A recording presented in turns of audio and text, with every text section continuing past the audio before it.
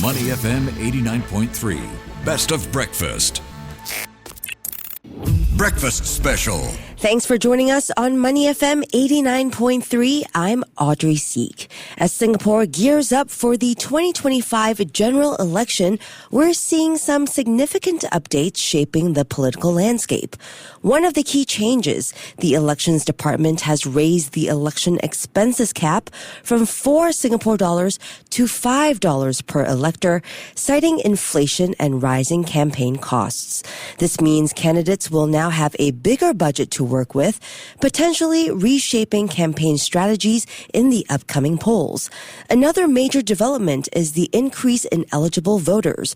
More than 2.75 million Singaporeans will be able to vote in GE2025, up from around 2.6 million in GE2020. So with more voters in the mix, how will this impact the election?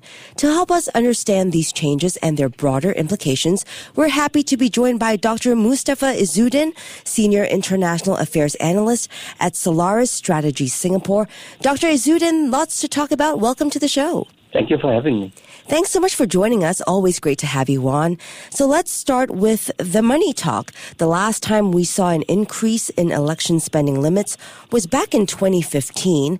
Now, with inflation driving this latest revision, how much of an impact do you think this will have on campaign costs for parties and candidates? I think the increase is definitely to do with the rising campaign costs. Certainly it will have an impact on how they would use the budget for campaigning. And certainly what they use for the campaigning will be aligned with how best they are able to capture the votes that's necessary for them to win an election.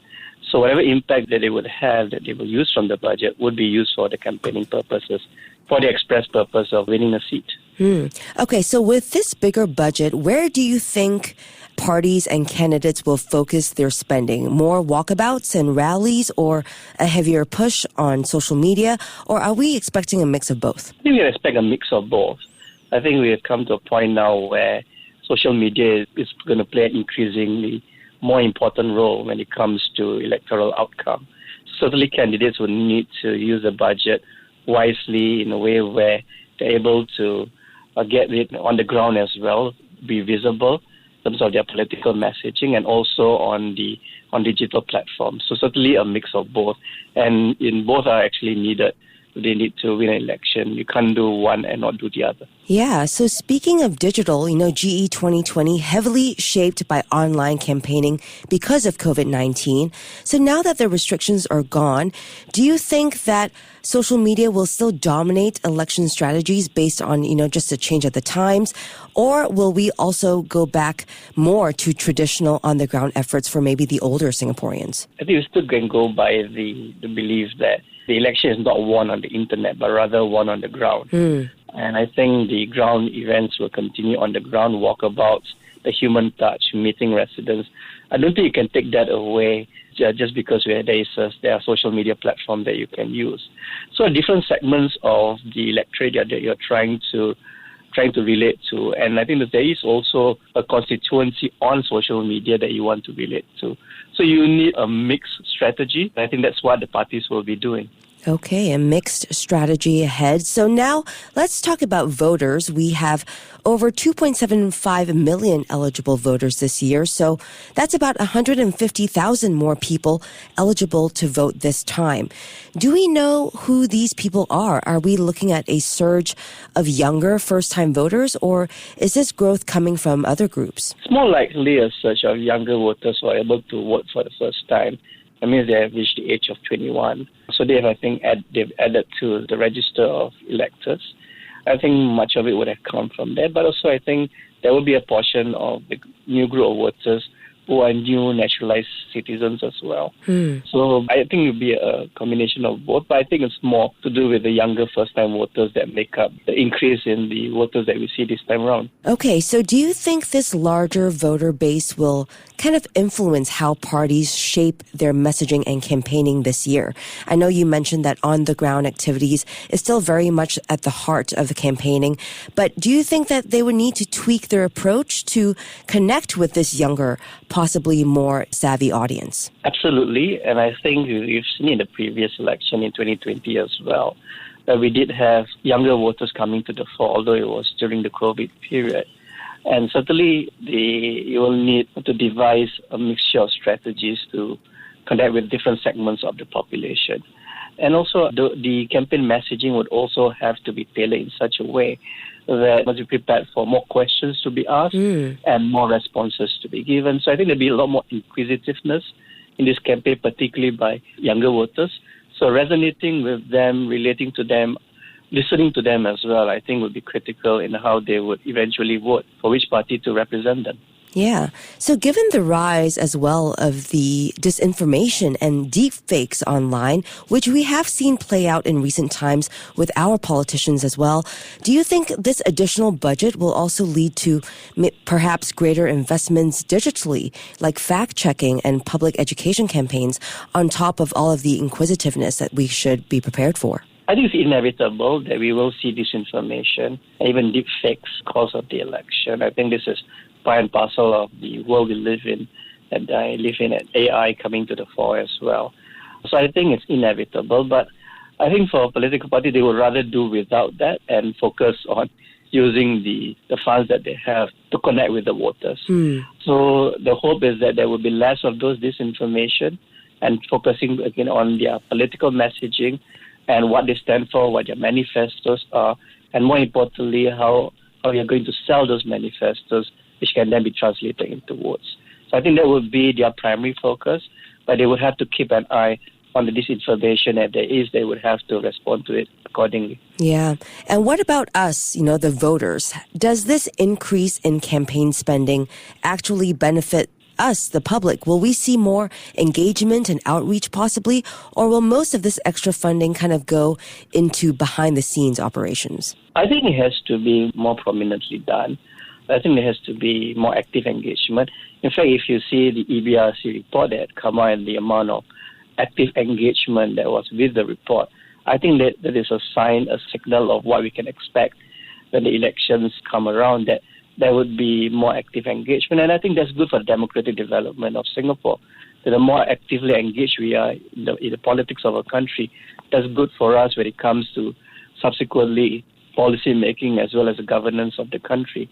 So yes, absolutely. I think all of us have a stake in the election, and I think we should use our votes to get in the people and the party that would represent us in the next lap, because the challenges are not just domestic, but also globally as well. Absolutely. So let's put this spending cap into perspective. A candidate in a constituency with, let's say, 100,000 voters can now spend up to $500,000. Will this possibly help smaller parties at all with tighter budgets, or could it further widen the gap between well-funded and less-funded candidates? I think whether the party is big or small, I think they would need to find a way on optimizing the funds that they have. But certainly, if you're a bigger party, then I think the resources at your disposal would certainly be a lot more. I mean, what you can afford based on the spending cap. And also, I think it also goes on the experience on how you have campaigned before and how you have used the money in previous elections. So that experience will certainly help as well. So I think those the newer parties would probably have to find that experience. But I think from many of the parties, although they may be newer parties, the people in those parties have the political experience as well.